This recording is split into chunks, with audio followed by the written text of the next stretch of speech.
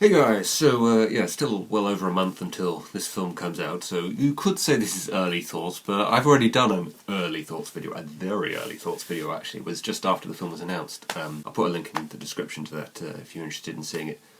But anyway, I just want to talk sort of briefly about whether or not I think this is going to be any good, just based on what I've heard about it and what I've seen in the trailers so far, because it does kind of interest me. It is kind of a fascinating one.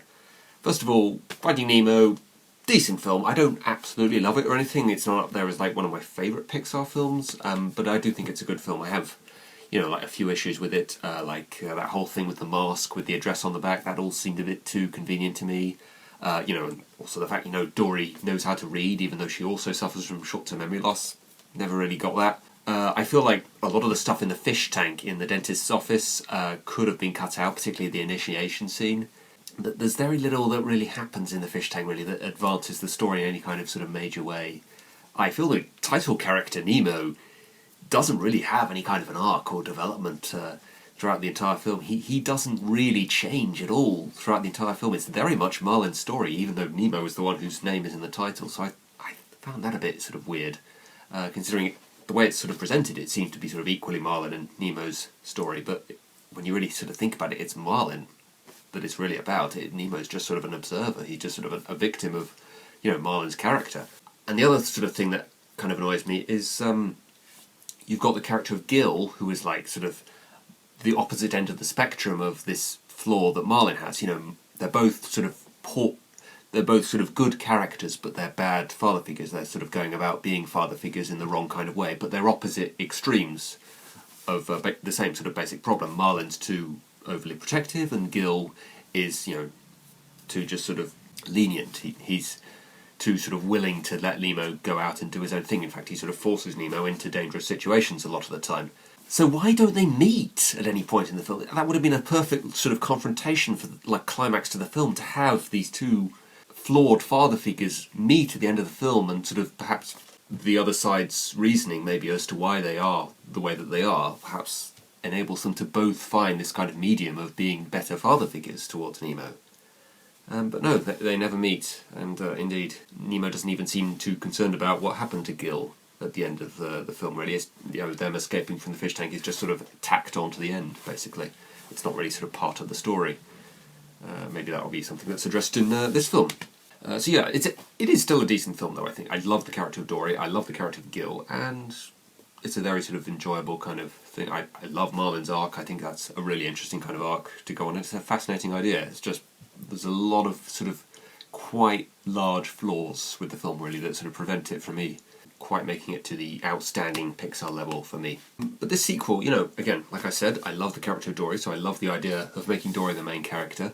The kind of has me in sort of two minds is just how much Dory there is going to be in this, because I'm not sure she can really carry a film on her own. As a comic relief character, really, you need some kind of character to play off of, and that worked perfectly in the first film with Marlin. I'm not sure, from what I've seen in the trailers, it sort of looks as though it's going to be just Dory for large parts of the film, and it also looks like there's going to be quite a large focus on comedy. Again, that could be the trailer, though. They could just, be trying to draw, mainstream audiences in by just having a lot of jokes in the trailer, perhaps. But the way it's presented, it does sort of look like a sort of road trip buddy comedy style thing, where the focus is on the comedy, really. Hence, the comic relief character is the main character here. And that is not something that would make a particularly good story to me. I'm not sure Dory, as the central main character, really is likely to work quite as well. I liked the sort of start to the trailer. If you haven't seen the trailer, I'll put a link in the description so you can check that out. It starts out alright, actually. You've got this little sort of after-school special sort of educational thing about migration or something. But Mr. Ray's there, and I really like the character of Mr. Ray. I think, we're going to see a bit more of him. I think, we're going to see a bit more of Nemo, and actually, no, that's it for Mr. Ray and Nemo, basically. In fact, I'm not even sure Nemo's in that trailer. I wouldn't be surprised, actually, if Nemo is barely in this film at all. He has been cast, he has been given a voice actor, so he is in this film, but I wouldn't be surprised if, it's just a sort of obligatory cameo, or, just a brief appearance at the beginning and maybe a brief appearance at the end or something. And then Dory just sort of remembers that she has a family, and she just says, "I miss them." So this film is going to be about Dory reuniting with her family, after years of being apart from them. And her motivation is basically just that she misses them.